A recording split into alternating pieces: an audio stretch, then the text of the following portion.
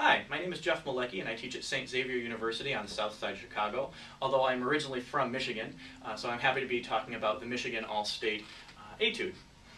We're looking at page 27 in the Stephen Mead book, and before we even start, this book comes with a CD with Stephen Mead playing some of these etudes.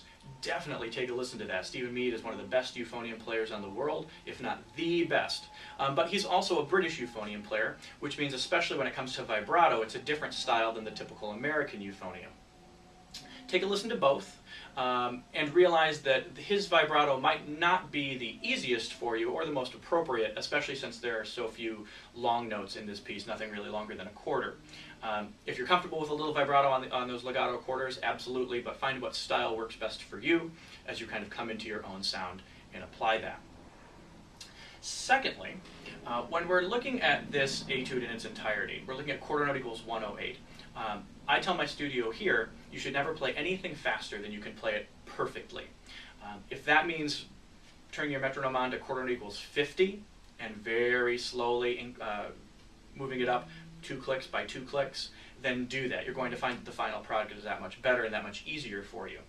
Secondly, don't play it from top to bottom. Chances are, say, the first 2 bars will be pretty good within the first 5 minutes you play this. For me, I always try to find the trickiest bars, and looks like measure 3 and 4 are pretty tricky, and measure 28 were the tricky ones for me. If I spend 10 minutes practicing this piece, I hope we practice a little bit more, I'm going to spend maybe 4 or 5 minutes on measures 3 and 4, maybe 4 minutes on measure 28, and then the remaining very few minutes on the entire thing. When we take a look at those measures in particular, certainly play them slow and speed them up like we talked about for the entire piece, but there are a couple other things we can do. Try changing the rhythm. Let's say into a dotted eighth 16th.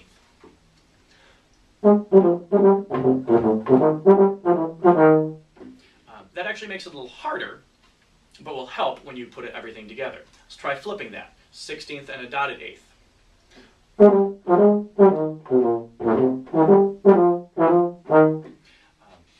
You can also do it in 3-note chunks, 4-note chunks, 2-note chunks, and expand it out that way. I challenge you to be creative with that. Lastly, take a look at the breathing scheme, mainly that there is not a breathing scheme and you get to put in your own. You probably don't need a breath every 2 bars. Every 4 bars would be pretty logical, but you can probably make it further than that to maybe make some longer phrases and sneak some breaths kind of within phrases to make them sound longer. For instance, I don't take a breath until the end of the first line, the end of the 6th measure. I could take one after the 2nd bar, but I don't really need it, and that kind of connects that phrase for the full 8 bars by taking it after the 6th.